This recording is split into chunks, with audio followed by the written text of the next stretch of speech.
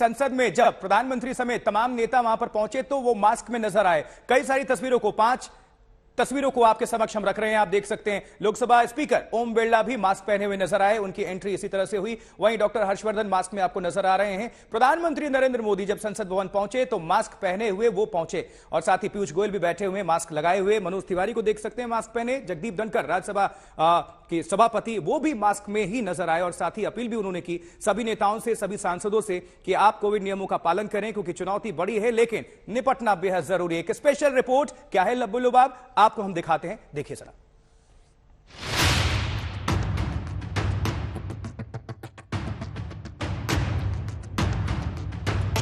Corona लौट आया है, ठीक सुना आपने।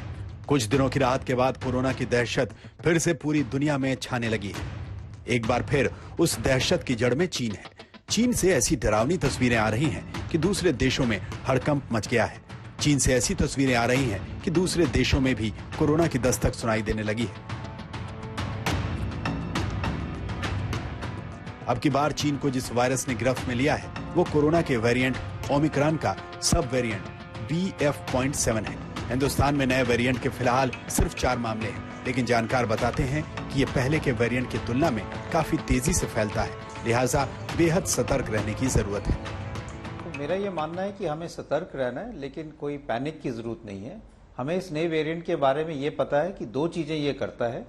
जैसे आपने दिखाया कि ये ज्यादा जल्दी फैलता है, कि ये ज्यादा इन्फेक्शियस है, इसलिए ज्यादा लोगों को ये एक व्यक्ति ज्यादा लोगों को इन्फेक्ट करता है। दूसरा, इस वेरिएंट में कुछ हद तक इम्यून एस्केप मैकेनिज्म भी है, जिससे जिन लोगों को पहले वैक्सीन लग चुकी है या पहले कोविड हो चुका है उनमें भी फिर से इन्फेक्शन हो सकता है। लेकिन हमने ये देखा है कि हमारे देश में जिनको पहले से इन्फेक्शन हो चुका है या जिन लोगों ने वैक्सीन लगा चुके हैं, उनमें ये जो वेरिएंट है ये सीरियस इलनेस नहीं कर रहा, हॉस्पिटलाइजेशन नहीं बढ़ा रहा। स्वास्थ्य मंत्रालय के मुताबिक खतरनाक चीनी वेरिएंट BF.7 सितंबर महीने में ही भारत आ गया था। वडोदरा में एक NRI महिला में इसके लक्षण मिले थे। वो अमेरिका से वडोदरा आई थी। उनके कांटेक्ट में आए 2 अन्य लोगों की भी जांच हुई, हालांकि उनकी रिपोर्ट निगेटिव थी। बाद में महिला ठीक हो गई। इसके अलावा BF.7 के 2 अन्य केस अहमदाबाद और ओडिशा में भी मिले, लेकिन कोई नहीं जानता कि ये जानलेवा वायरस कब हिंदुस्तान को परेशान कर दे। जो हॉस्पिटल के जो भी रिपोर्ट्स आए हैं सारे ओमिक्रॉन के जो वेरिएंट हैं उसी में आए हैं। उसमें से किसी पेशेंट को मौत नहीं हुई है, कोई धोखा नहीं हुआ। तो अभी सिर्फ सतर्क रहना है। और अगर लोगों से क्या कहना है आप पूछेंगे तो अभी उन्हें ज्यादा कुछ नहीं करना है। अगर वैक्सीन रह गया है तो ले लीजिए, और अगर आपको कोविड जैसे कोई सिम्टम्स लगे तो कोविड सेंटर पे जाके टेस्टिंग करिए। तो क्या एक बार फिर भारत कोरोना की चपेट में होगा? क्या एक बार फिर भारत में जानलेवा वायरस तांडव करेगा? क्या एक बार फिर देश पर लॉकडाउन की आहट सुनाई देगी? क्या एक बार फिर अस्पताल में वही मारामारी दिखाई देगी?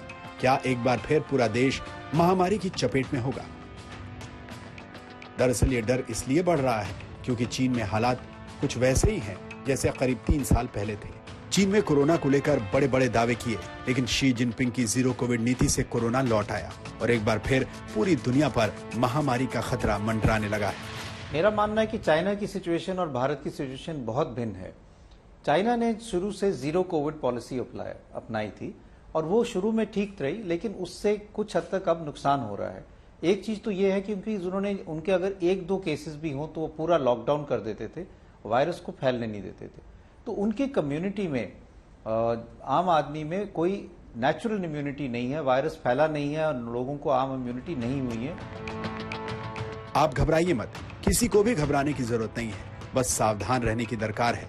केंद्र से लेकर राज्य तक सरकार अलर्ट है, तैयारियां शुरू कर दी गई हैं, मास्क के इस्तेमाल के संदेश दिए जा रहे हैं। आप भी एहतियात बरतना शुरू कर दें। क्राउडेड प्लेस में है, चाहे बाहर, जैसे मैं अब क्राउडिंग में आ गया हूं तो मुझे मास्क लगाना है। अंदर भी अगर क्राउडिंग है तो वहां भी हमने मास्क लगाना है। इसी प्रकार सोशल डिस्टेंसिंग की जो एडवाइजरी अभी तक है आपके समक्ष, उसका ख्याल रखिए। And again there those with comorbidities, those with a particular age, senior citizen, उनके लिए ये और भी जरूरी है।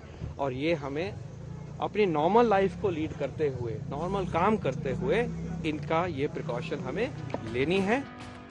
आप सावधान रहेंगे तो कोरोना कुछ नहीं बिगाड़ पाएगा। हर कोई सावधान रहेगा तो देश महामारी की चपेट में आने से बच जाएगा। हम सबकी सावधानी ही चीन जैसे हालात से हमें बचा सकती है। आज तक ब्यूरो।